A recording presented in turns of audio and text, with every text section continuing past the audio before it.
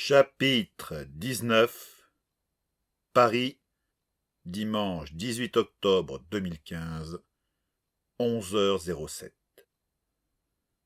Qu'avez-vous trouvé? Mademoiselle Mignon, il aurait dû s'en douter, ne s'en laissait pas compter et avait parfaitement vu son manège dans la boutique. Il avait cru être plus rapide et discret que ça. Il s'était trompé. À 2 pâtés de maison du passage, il s'était arrêté. Malo s'était enfoncé dans l'entrée ouverte d'un immeuble, entraînant l'enseignante et Albert à sa suite. Une fois sous le porche, certain qu'on ne les voyait pas depuis la rue, et que personne ne les avait suivis, il tira de la poche de son blouson la petite boîte marquetée. Les yeux de mademoiselle Mignon s'écarquillèrent. La même boîte que celle que possédait votre ami Bergier, oui. Et c'était l'exacte vérité. La boîte qu'il tenait dans sa main était la parfaite réplique de celle qu'il avait trouvée dans le faux code civil à Aurillac, au domicile de Bergier. Une boîte d'une dizaine de centimètres de long, de 7 ou 8 de large, juste assez épaisse pour contenir un objet plat. Il la tourna et la retourna sous tous les angles, sous le regard des 2 autres, aussi intrigués que lui. La facture en était rigoureusement identique. Une marqueterie délicate, visiblement d'origine orientale, ancienne, mais pour en déterminer la provenance exacte, il aurait fallu être spécialiste, ce qui était loin d'être son cas.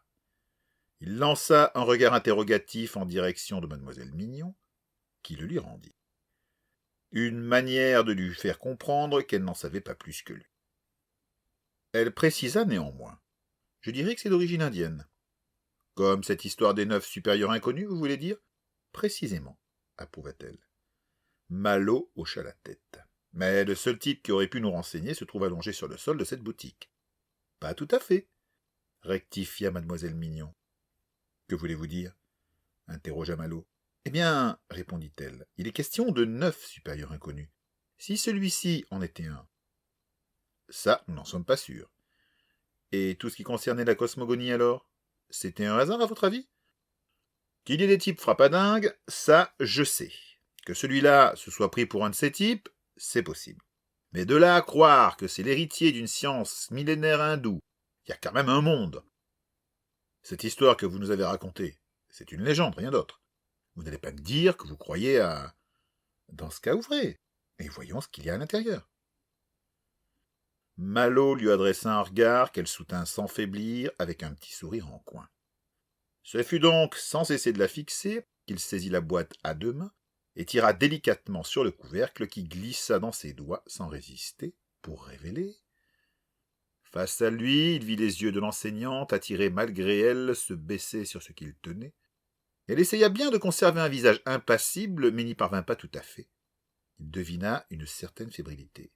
« Ben ça, c'est pas banal !»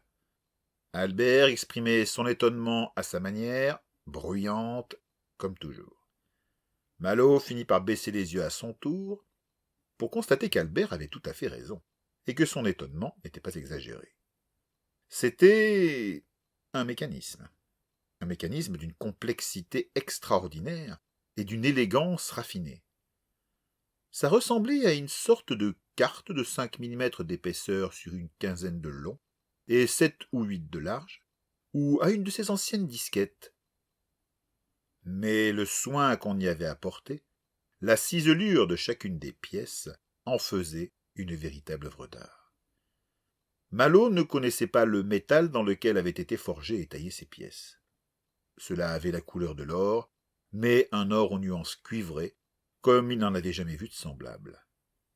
La surface de la carte, entièrement gravée de motifs dont il ignorait l'origine, était ajourée, révélant les entrailles de l'objet, des entrailles plus surprenantes encore.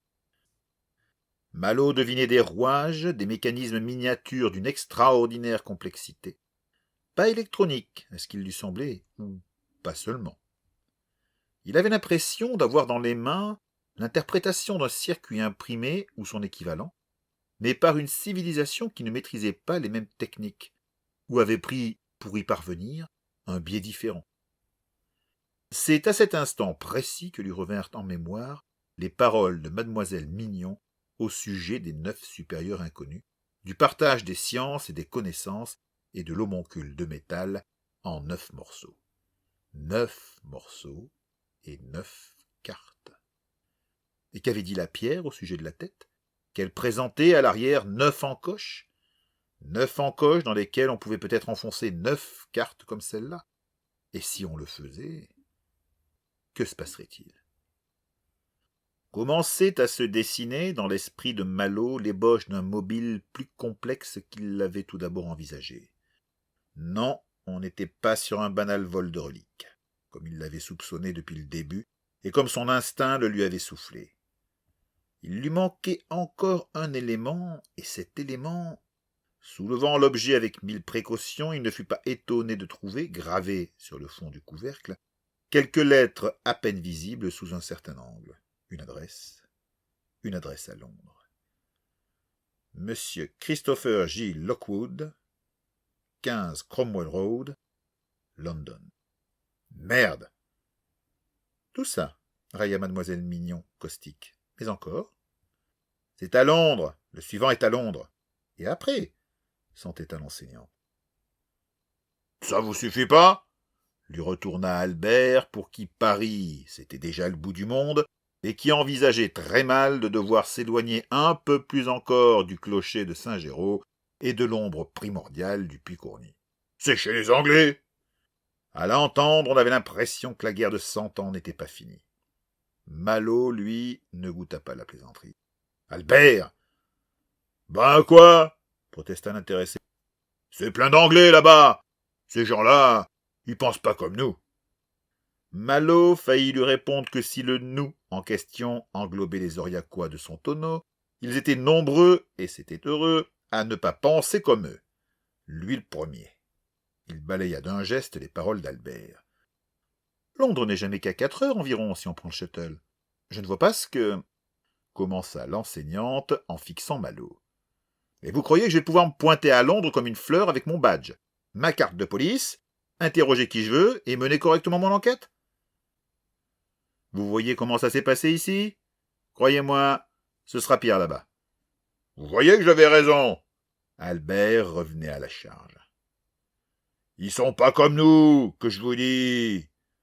Malo fit celui qui n'avait pas entendu. Vous ne pouvez pas savoir, je ne sais pas, moi, une sorte de détachement? Un détachement? Non. Déjà bien beau que Fred m'ait obtenu une dérogation pour garder l'enquête jusque-là. Et encore, c'était limite. Qui est Fred? Demanda mademoiselle Mignon. Le préfet du Cantal, je le connais, c'est un ami. Il a pu appuyer sur les bons leviers pour que je garde l'affaire jusque-là. Mais à partir de maintenant, il ne peut plus rien faire. Alors c'est tout, s'indigna-t-elle. Vous lâchez le morceau, comme ça. J'ai pas dit ça. Que dites-vous dans ce cas? Que je vais devoir appeler mon frère et que ça me fait vraiment suer. Votre frère? Oui, mon frère, monsieur Damien Sinclair, le plus doué des deux, monsieur le juge d'instruction antiterroriste. Votre frère est juge. Et il peut vous avoir une commission rogatoire internationale. C'est le seul moyen pour que je puisse garder cette enquête et la poursuivre à l'étranger. Où est le problème? Eh bien, mon frère et moi sommes en froid. À quel sujet? Qu'est-ce qui peut brouiller deux frères? L'argent? Proposa l'enseignante, tandis que Malo, le visage sombre, sortait son portable d'un geste résigné. Raté, c'était l'autre, répondit Malo en faisant défiler les contacts jusqu'à parvenir à Damien. Il avait failli l'effacer plusieurs fois. Ça devait faire plus de 4 ans qu'il ne l'avait pas composé, et il pensait bien ne jamais plus le composer de sa vie. Plutôt crever, se rappelait-il s'être un jour juré. Mais il fallait, bien sûr, que la vie lui force la main. Alors, il le ferait ou il ne le ferait pas? Avait-il le choix? Parce qu'au final, c'était à ça que ça se résumait. Soit il appelait, et s'il parvenait à convaincre Damien, il pourrait poursuivre son enquête, soit il arrêtait tout là, et il rentrait à Aurillac retrouver ses poivreaux, ses cas sociaux et ses meurtres minables de mari trompé, le tout accompagné de truffades arrosées au birlot. Il appuya sur le bouton. Le temps qu'il presse le portable contre son oreille, la sonnerie retentissait. Damien était d'habitude très réactif, cela ne devrait pas tarder, à moins que, découvrant l'origine de l'appel, il ne décide de l'ignorer. La dernière conversation qu'ils avaient eue, tous les deux, avait été assez extrême. À la 4e sonnerie, la voix de son frère, profonde, calme et mesurée, mais légèrement surprise, s'éleva dans le petit haut-parleur. « Malo ?» Il n'en dit pas plus, peut-être la surprise l'empêchait-elle de parler. Malo, aussi gêné que lui, répondit. « Damien. »« Que me vaut l'honneur ?» Malo hésita. Devait-il enrober sa demande d'un vernis de banalité, prendre des nouvelles de Cécile, de leurs 2 filles? Son ventre se serrait à cette simple idée. Non. Il y rébit en tête. « J'ai un service à te demander. » Il y eut un silence, puis... « Ça doit être rudement important pour que tu te décides à m'appeler. Ça fait combien de temps maintenant ?» Comme s'il ne savait pas. « 4 ans, répondit Malo. C'est bien ce qui me semblait. Et au bout de 4 ans de silence, après les derniers mots que tu m'as adressés, voilà que tu m'appelles parce que tu as besoin d'un service. Malo grimaça en entendant ces mots et retint de justesse une réponse un peu trop vive. Damien avait raison. Il aurait probablement réagi de la même manière s'il s'était trouvé à l'autre bout de la ligne. Grosso modo, c'est ça. Il y eut un long silence, durant lequel Malo rendit son regard à mademoiselle Mignon, qui ne le quittait pas des yeux et semblait, elle aussi, suspendue à ses lèvres. « Bon, vas-y, annonce, mais je ne te promets rien. » Malo, conscient qu'il ne gagnerait rien à tergiverser, se lança donc dans la narration de son affaire, depuis le vol de la tête à la mort de l'antiquaire, la fuite de l'assassin et l'adresse à Londres qu'il venait de découvrir. Quand il eut fini, il attendit la réponse, qui ne tarda pas, de cette voix posée et pondérée qui avait toujours eu l'art, depuis qu'ils étaient gosses, de le mettre en rogne. « Si je comprends bien, tu t'es lancé à la poursuite d'un voleur de reliques. Il y a plus que ça, j'en suis sûr. Et ce type, c'est un assassin. Il a déjà tué 3 personnes, à ce que je sais. » « Un voleur de reliques dangereux, donc, » rectifia son frère sans perdre son calme. « Mais je ne vois toujours pas en quoi ça intéresse un juge antiterroriste. » Celle-là, Malo s'y attendait. Damien avait raison. Pour adresser à des collègues étrangers une commission rogatoire, il fallait que Damien justifie d'une activité terroriste, ce qui, pour le moment, était loin d'être le cas. « Écoute, Damien, » tenta-t-il néanmoins. « J'avais dit que ce type tuerait encore. Je ne me suis pas trompé, et je suis sûr que c'est encore plus gros que ce qu'on pense. Mais tu n'as aucune preuve, et moi, pour l'instant, tu ne m'as pas convaincu. Tu n'as pas vu le truc que j'ai dans les mains, insista Malo, en jetant un regard sur l'étrange carte de métal jaune au reflet cuivré. Tu as vraiment l'impression que c'est dangereux ? Je ne sais pas si c'est dangereux, Damien, mais ce dont je suis sûr, c'est qu'on n'a jamais vu cet objet, et que ça n'est pas censé exister. Ça remet en cause tout ce qu'on sait du Moyen-Âge. Ce type a tué 3 personnes pour se l'approprier. Nouvelle pause infinie, puis... Tu sais, Malo, si tu n'étais pas mon frère, je te dirais d'aller te faire foutre. Si tu n'étais pas mon frère, rétorqua aussitôt Malo, ça m'aurait fait moins mal. Cette fois, l'attente fut si longue qu'il crut que Damien avait raccroché, mais sa voix revint une fois encore. Tu t'es assez défoulé la dernière fois, non ? Tu ne vas pas remettre ça ? Non, répondit-il d'une voix à peine audible. J'ai dit ce que j'avais à dire. Et rarement parole lui avait autant coûté. Bon, tu auras ta commission rogatoire, mais je t'avertis, Malo. C'est l'Angleterre, et c'est jamais simple avec les Anglais. Que ce soit en Espagne, en Allemagne, en Italie ou ailleurs, ça passe sans problème.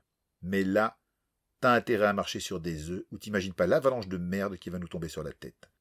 Je mouille pour toi, alors j'espère que tu ne vas pas en profiter pour nous mettre dedans tous les deux. Un temps, puis... J'ai encore en tête certaines des choses que tu nous as dites il y a 4 ans. Tu ne vas pas me demander de m'excuser, parce que je ne le ferai pas. Je ne te le demanderai pas, tu avais tes raisons, de foutrement bonnes raisons. Malo, je ne reviendrai pas là-dessus, le passé est le passé. Ça c'est facile pour toi, grogna-t-il sans quitter des yeux le visage de mademoiselle Mignon qu'il observait avec la plus grande attention. Il sentait, au fond de sa poitrine, se réveiller la vieille douleur, toujours présente, même 4 ans plus tard. Peut-être, mais pas tant que tu le crois. Damien, murmura-t-il, ne me redis jamais un truc pareil ou je ne réponds de rien. Avant que son frère n'ait pu répondre, il reprit. C'est oui ou c'est non ? C'est oui, tu l'auras ta commission. Je te remercie, finit par lâcher Malo avec l'impression qu'on lui arrachait la langue. Elle a dû te faire mal, celle-là. T'as pas idée. Il allait raccrocher quand la voix de son frère s'éleva une fois encore, avec une étrange intonation, qui, sans qu'il sût pourquoi, le toucha profondément. « Tu nous as pardonné ?» Celle-là, il ne s'y attendait pas. Il répondit, la gorge serrée. « À elle, oui. À toi, non. » À nouveau un de ces silences interminables, si longs que Malo faillit raccrocher en se disant que Damien en avait fini, quand son frère répondit enfin. « C'est justice. » Un silence. « Ne mets pas 4 ans avant de rappeler la prochaine fois. Et si tu veux passer nous voir un de ces jours... » « N'en demande pas trop, tu veux ?» À l'autre bout, il devina Damien qui hochait lentement la tête, comme il le faisait toujours en pareille circonstance, depuis aussi longtemps que remontait sa mémoire. « Fais attention à toi. » Et Malo eut beau faire, y mettre la plus mauvaise volonté du monde, il ne décela dans la voix de son frère aucune trace d'ironie. Comme toujours, il raccrocha en se doutant bien que ces 2 mots n'avaient pas dû rassurer Damien, loin de là, et il devait bien s'avouer avec une certaine perversité qu'il l'avait fait exprès. Mademoiselle Mignon et Albert, impatients et silencieux, attendaient son compte-rendu. Il allait forcément en mécontenter un, et il savait déjà lequel.